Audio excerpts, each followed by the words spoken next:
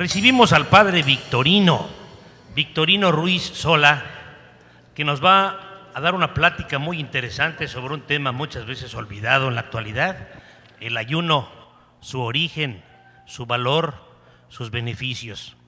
El padre Victorino se ordenó sacerdote el 13 de junio de 1946.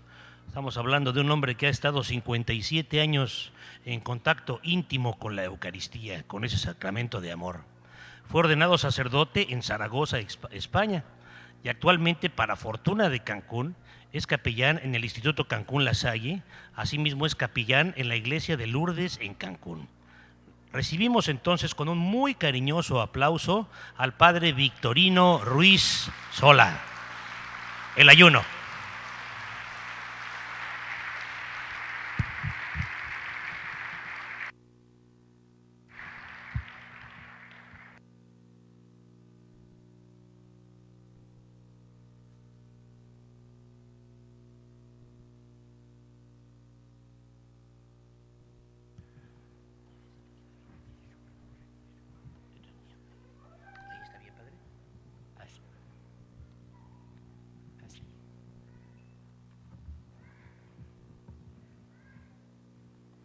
Buenas tardes a todos.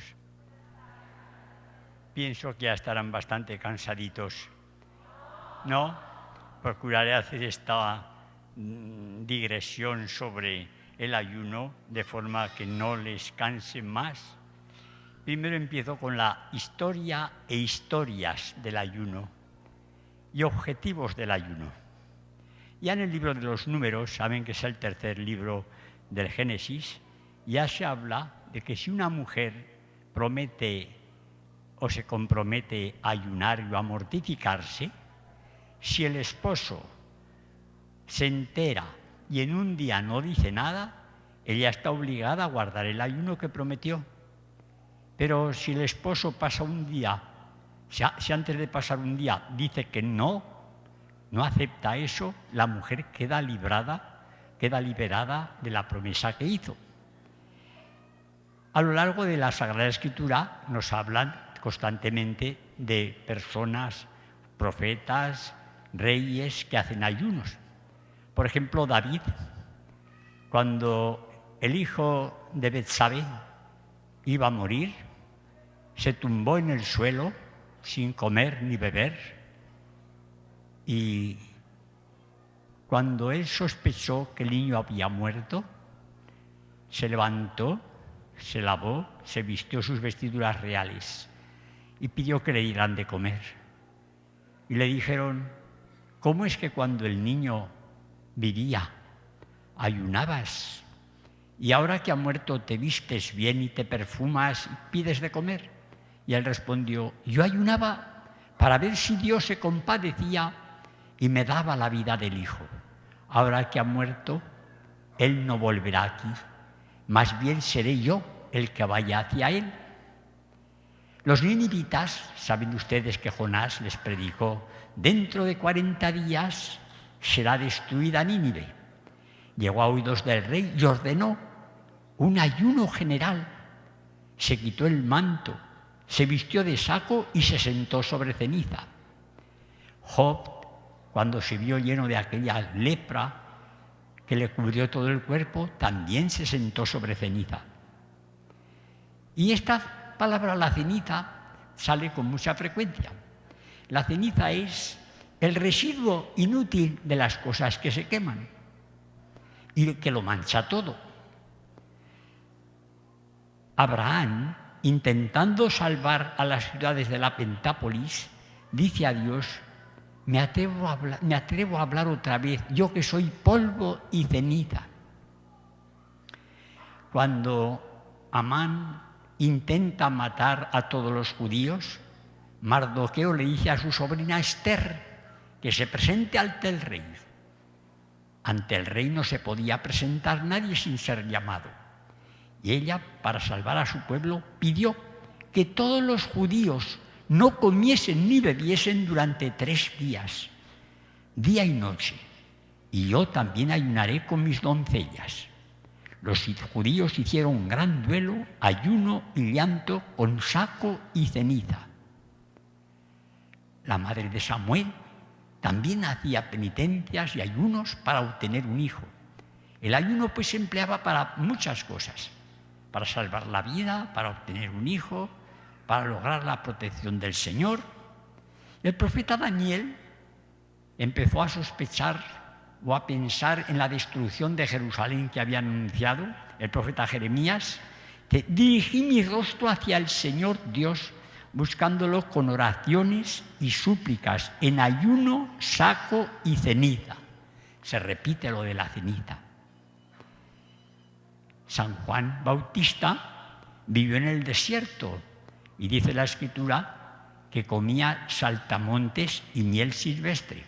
A mí siempre me chocaba esto de que comiese saltamontes, pero un amigo mío sacerdote que estuvo en África bastante tiempo me dijo que sí, que cuando llegan esas plagas de langosta, de saltamontes grandes, los nativos de allí le arrancan las alas y se comen la langosta.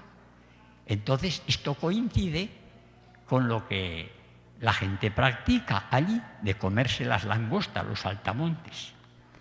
Jesús, saben que estuvo 40 días y 40 noches en ayuno absoluto. Los fariseos ayunaban los martes y los jueves.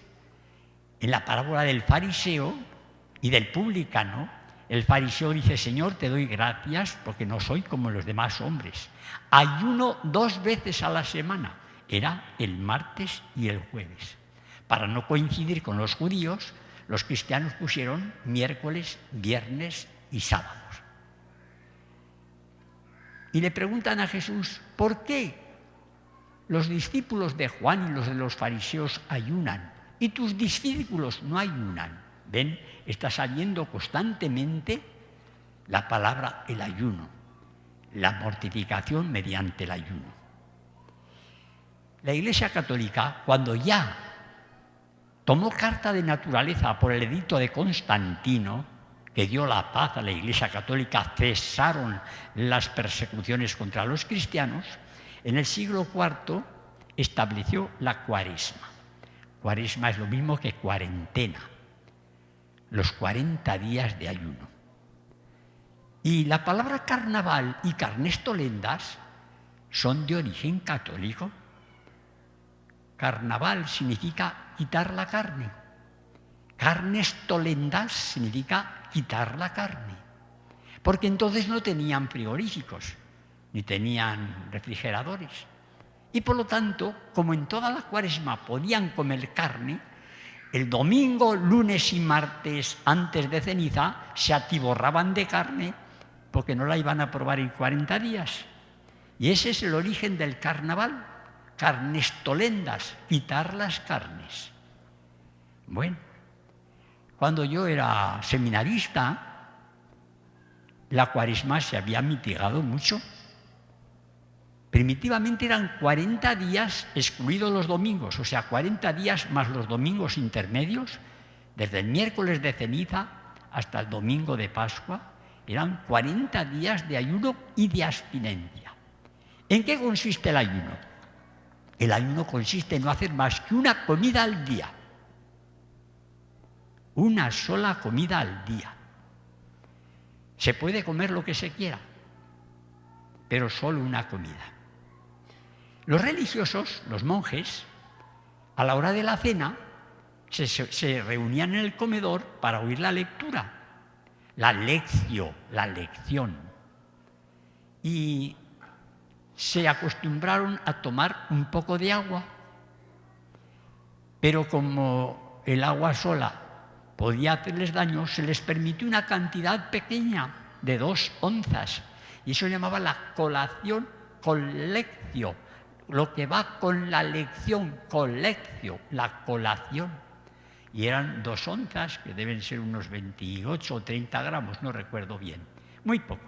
Eso es la colación, que se permitía por la cena. Cuando yo estaba en el seminario nuestro, pues el ayuno era de miércoles, viernes y sábados. Teníamos 3 días a la semana de ayuno. Miércoles, viernes y sábados. Además, el viernes era abstinencia. La Iglesia, para evitar que se profane tanto y se falte tanto al ayuno, pues lo ha reducido a la mínima expresión. Para los católicos actualmente son días de ayuno el miércoles de ceniza y el Viernes Santo. Además, esos días, todos los viernes de Cuaresma y el miércoles de ceniza, son días de abstinencia, que no se puede comer carne ni derivados de carne. En el mundo occidental, Europa, no se cumple. En el mundo oriental se cumple más. Así, repito, la abstinencia consiste en no tomar carne ni derivados de carne. Obliga a la abstinencia todos los viernes de Cuaresma y el miércoles de ceniza. Y el ayuno obliga solamente el miércoles de ceniza y el Viernes Santo. Ha sido reducida a la mínima expresión. Los orientales son grandes ayunadores. Cuando era yo muchacho, en un restaurante que estaba enfrente del colegio donde yo iba, cavaron una fosa y metieron allá un hombre en una caja. Tenía un tubo para respirar, se llamaba Kamamuri, era un indio. Y estuvo allí encerrado, no sé si 8 o 10 días. Y le hablábamos: señor Kamamuri, ¿tiene usted hambre? No, no tengo hambre. Y hablaba, pero allí estuvo enterrado. Y precisamente el miércoles leí en el periódico Novedades que un neoyorquino se encerró el día 5 de septiembre en un habitáculo de cristal o de plástico transparente que medía 2,15 por 2,15 por 90 centímetros y ha permanecido 44 días sin comer. Y el padre Maximiliano Kolbe, ya saben ustedes que se ofreció a morir por un prisionero que lo habían condenado a morir de hambre y de sed, vivió 15 días sin comer y sin beber agua, que es el tormento más terrible. Aunque le tuvieron que poner una inyección para matarlo y murió con una inyección de ácido fénico la víspera de la Asunción. San Maximiliano Kolbe. Carácter discreto del ayuno. El Señor nos dijo varios consejos, ¿verdad? Cuando des limosna, que no sepa tu mano izquierda lo que hace tu derecha. A propósito de esto, dice que en una de esos salones de la gente rica estaba una señorita dando un concierto de piano y tocó desastrosamente. Y le preguntó la mamá a uno de los invitados: ¿qué le parece? ¿Cómo ha tocado mi niña? Pues mire, ha tocado con mucha caridad evangélica. Dice: sí, porque su mano izquierda no sabía lo que hacía la derecha.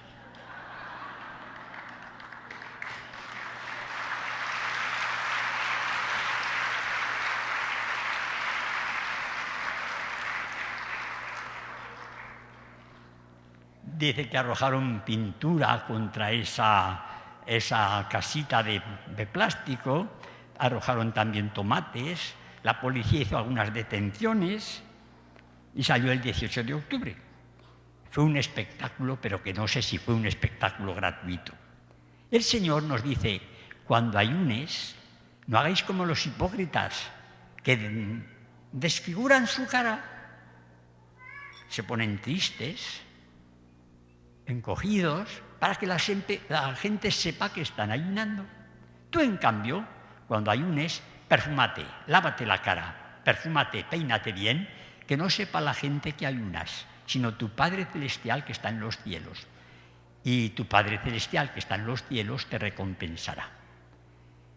Hay que hacer el ayuno sin que los demás lo noten. Bueno, los frutos espirituales del ayuno voluntario. Porque si cumplimos los ayunos que está mandando la Iglesia, pues bueno, cumplimos lo que nos mandan. Pero cuando el ayuno se realiza voluntariamente, tiene muchos frutos. Sobre todo, si se acompaña de la limosna.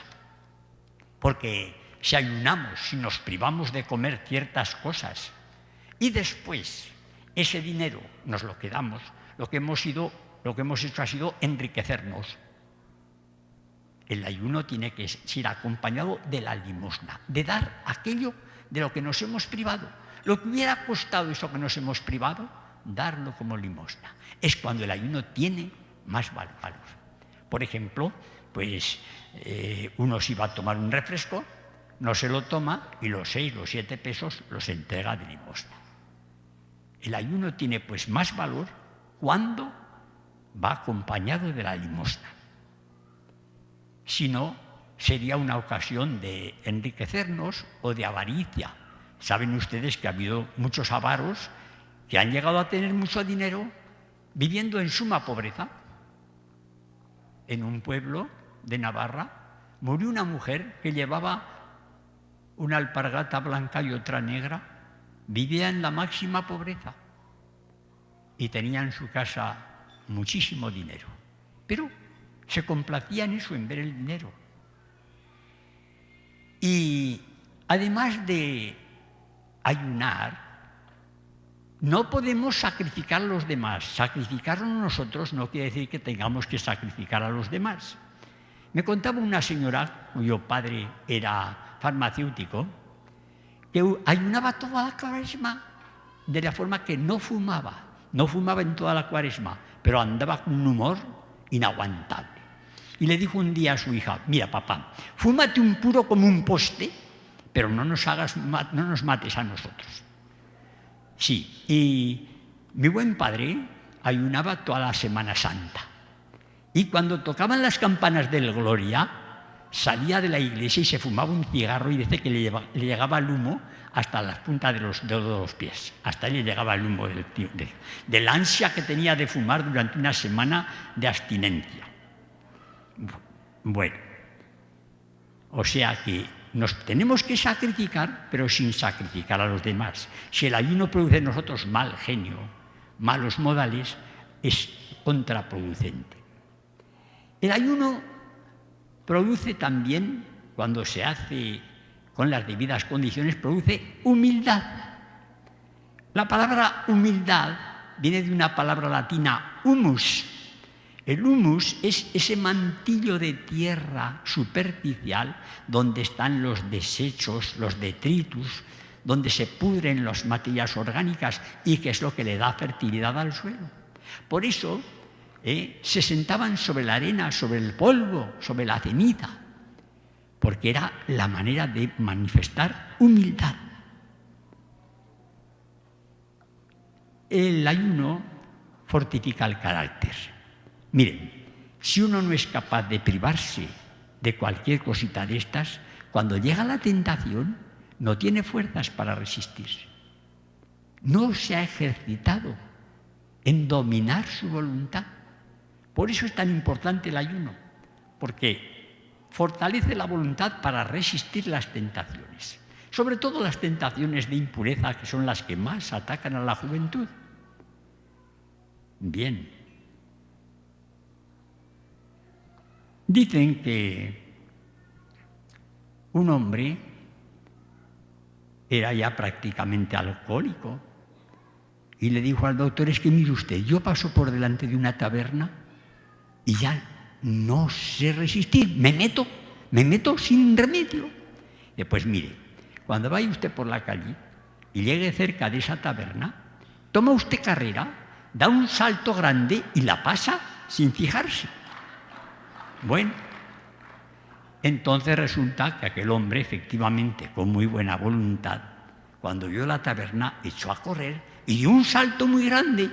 Se vuelve y dice: caray, qué salto, esto bien merece un trago, y se metió otra vez en la taberna.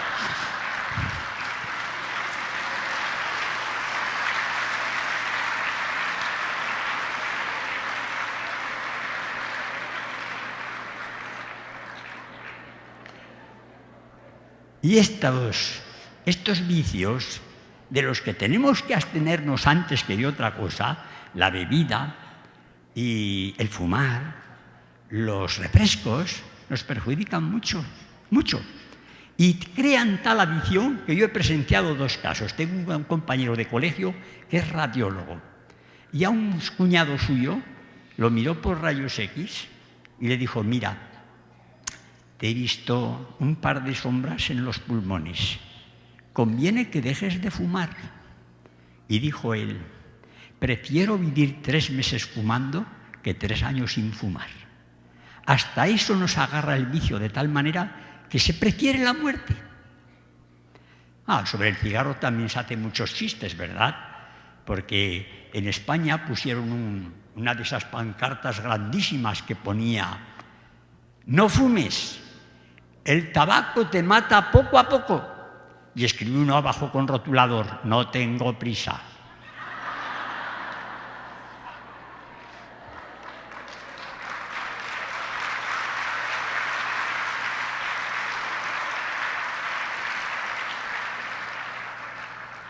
Conocí a un hombre que tenía que seguir un régimen de comidas.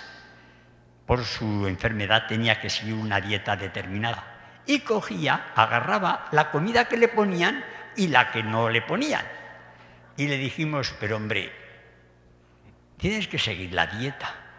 Y contestó, como el otro: prefiero vivir 3 meses comiendo que 3 años sin comer. Y así les pasa. No tienen fuerza de voluntad para resistir, porque no se han ejercitado.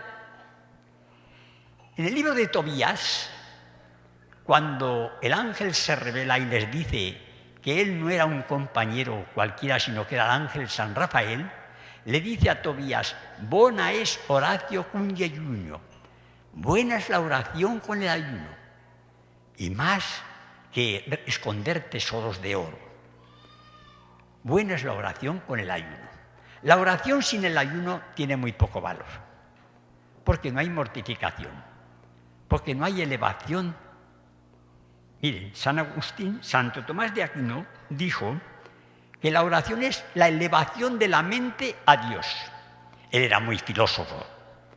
Con esa definición, elevatio mentis in Deum, la elevación de la mente a Dios.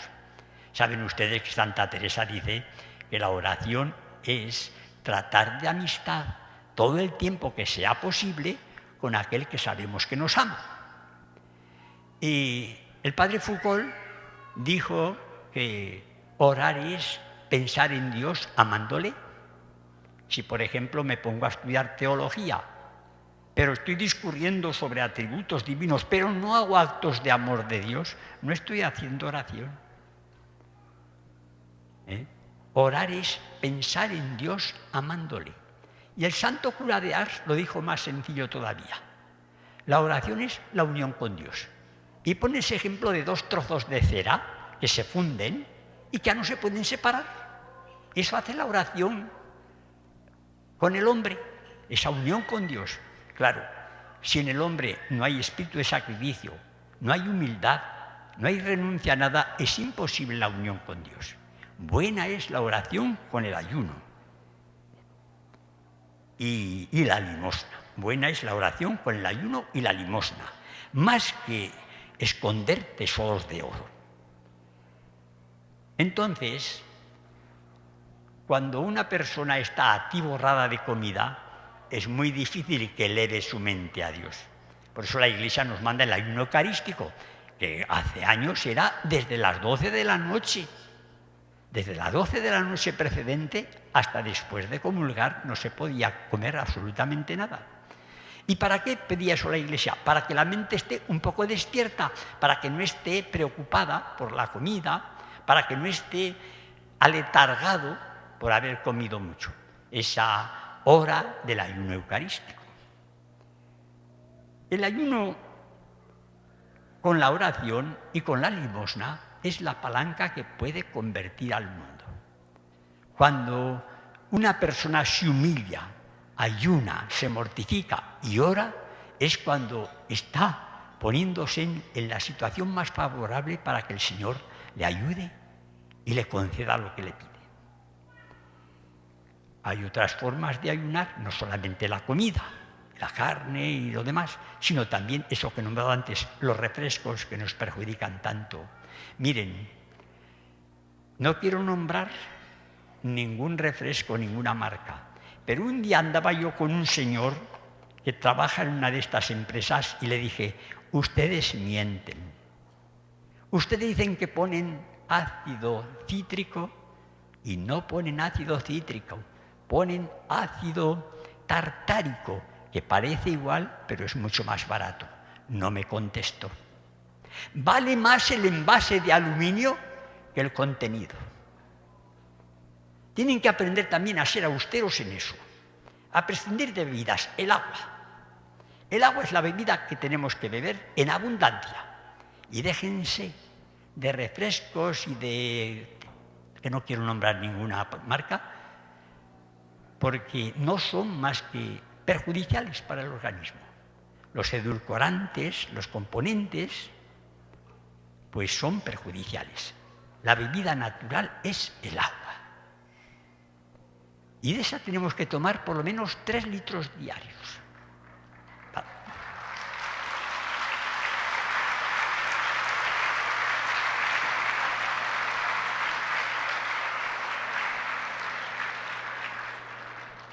Bueno, bien, ahora voy a tratar de la obesidad. En el mundo podríamos dividirlo en 3 o 4 clases. Los que no comen porque no tienen dinero, los que no tienen alimentos. Los que se abstienen de comer para adelgazar. Los que comen discretamente y los que comen indiscretamente. Y es frecuente cuando una persona está gruesa, no, si no es por lo que como, y hay que decirle, no es por lo que comes, es por lo que has comido, claro.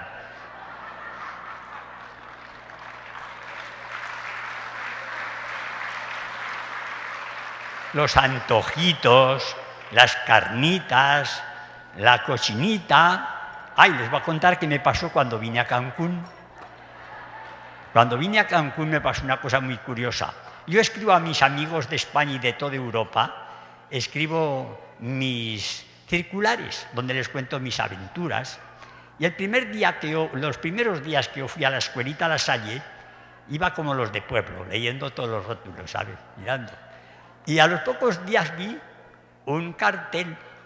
En España, las chicas que se llaman Concepción, pues le llamamos Conchita. Las que se llaman Concepción, llamamos Conchita.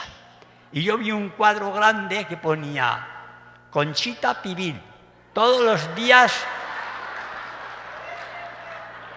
Conchita Pibil, todos los días de tal a tal hora. Y dije, pues vaya fresca, cómo se anuncia esta mujer, ¿eh? Y a la vuelta leo y ponía Cochinita Pibil. Yo me iba riendo como un tonto por el camino. Y se lo conté a mis amigos de España y también se reían con lo de la Conchita y la Cochinita Pibil. Bueno, pues la cochinita y todo eso son colesteroles, Bien, ahora vamos a... Cuando yo veo esas personas que corretean por la calle haciendo ese esfuerzo tan grande, no sirve de nada. Los veo siempre tan gorditos como siempre. No sirve para nada. Someten el corazón a una fatiga innecesaria. ¿Y qué es lo que pierden? Pues agua. Pierden mucha agua y se beben 2 o 3 litros y la recuperan. O sea que no sirve de nada. Bueno, les voy a hablar pues de la obesidad para terminar. Se llama el índice de masa corporal. El índice de masa corporal se llama a dividir el peso en kilos por la altura en metros y otra vez por la altura en metros. Si el cociente está entre 25 y 29,9, es sobrepeso. De 30 a 34,9 es obeso de primer grado. Si es de 35 a 39,9 es obeso de segundo grado. Y si ya llega a 40 es obeso de tercer grado ya. Yo por curiosidad, ayer me pesé en la Comercial, donde hay una máquina que te da la altura y el peso. Bueno, pues según mi altura el peso ideal eran 64,9 y peso 64,8. O sea que estoy en el centro. Si ustedes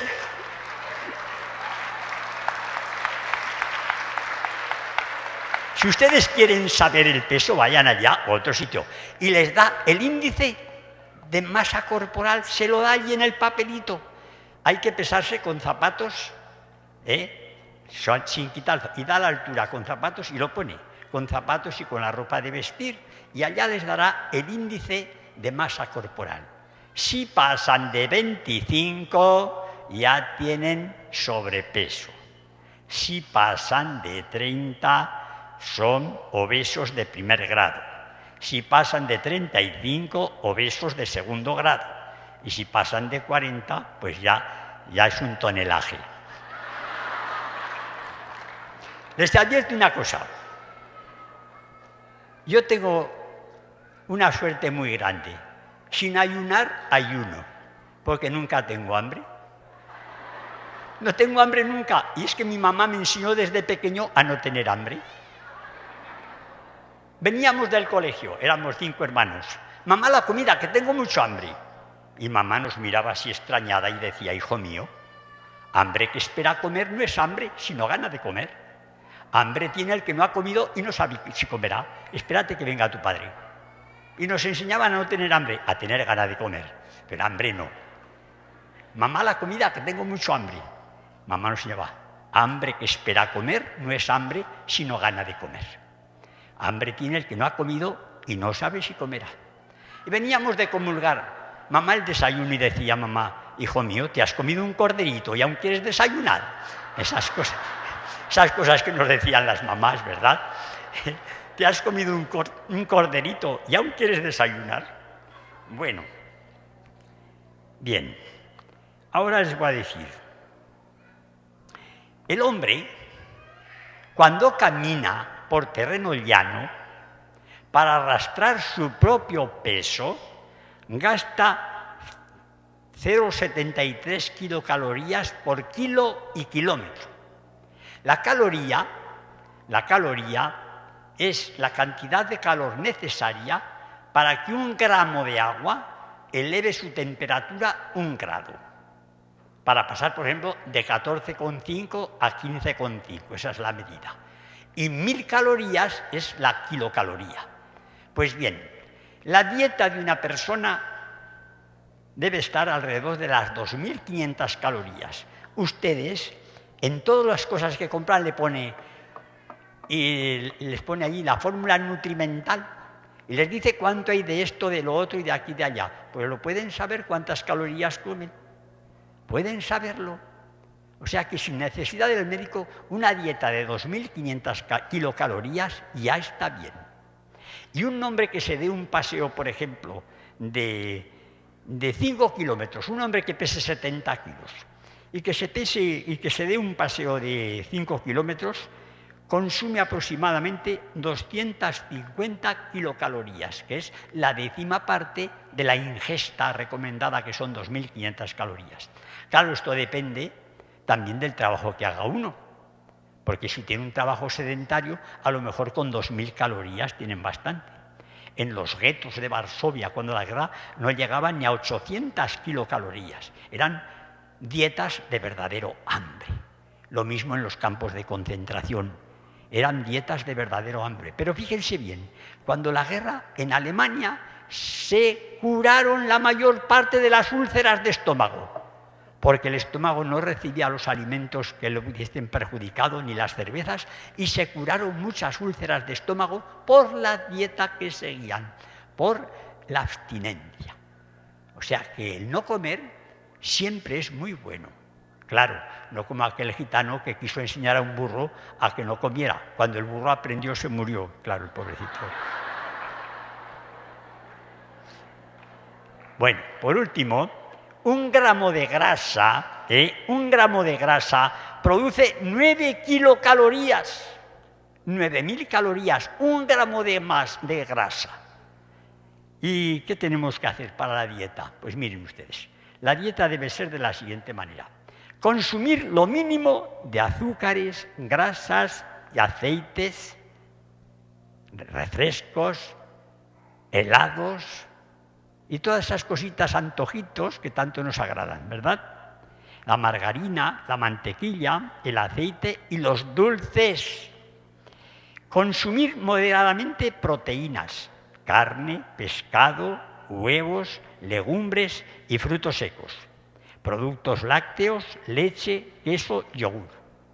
Consumir preferentemente frutas y verduras, hidratos de carbono.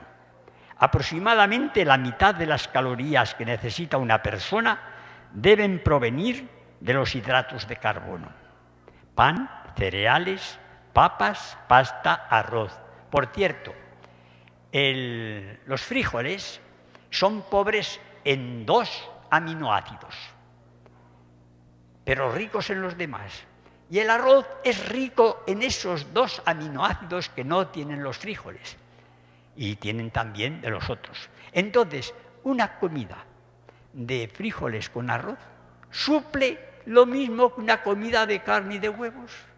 Y es más barato. Cosa que sabían muchísimos hombres hace muchísimos años sin ser científicos. Porque la experiencia humana les va dando esos conocimientos. Y como he dicho, beber mucha agua. Beber por lo menos 3 litros de agua. Miren, les he dicho antes que yo no tengo hambre. Y eso me ha servido. Yo no tengo ningún mérito, ¿eh? No tengo ningún mérito porque es que, por ejemplo, el vino me repele el olor. En la misa consagro como un dedalito. Lo mínimo para poder consagrar. Y no bebo ni cervezas, ni licores, nada, ni vino, nada, nada, nada. Pero les digo, no tengo ningún mérito, porque no me gusta, porque soy abstemio. Pero en lo demás de la comida, pues soy moderado, porque no tengo hambre. Me enseñó mi mamá a no tener hambre, y aquí me tienen ustedes. Dicen que el que come mucho, come menos, y el que come menos, come más. Porque el que come menos vive más tiempo. Dice que de grandes cenas están las sepulturas llenas y más mató la cena que curó Avicena. Avicena fue un médico árabe. Dice, más mató la cena que curó Avicena. Y de grandes cenas están las sepulturas llenas. Y tengo que terminar dándoles el consejo de aquel médico famoso griego, Hipócrates, que nos dijo que tu medicina sea tu comida.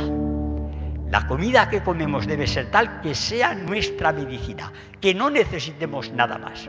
Y nos mantendremos así, salubres y todo. Por si no lo saben, pues con la edad que yo tengo, pues son ya 82 años. Y me ven ustedes con plenitud de facultades, de andar, de hablar, de mente, todo. Porque he llevado siempre una vida muy moderada. Pero vuelvo a decirlo, sin mérito ninguno, porque no tengo apetito. Porque me enseñaron a no tener hambre. Muchas gracias.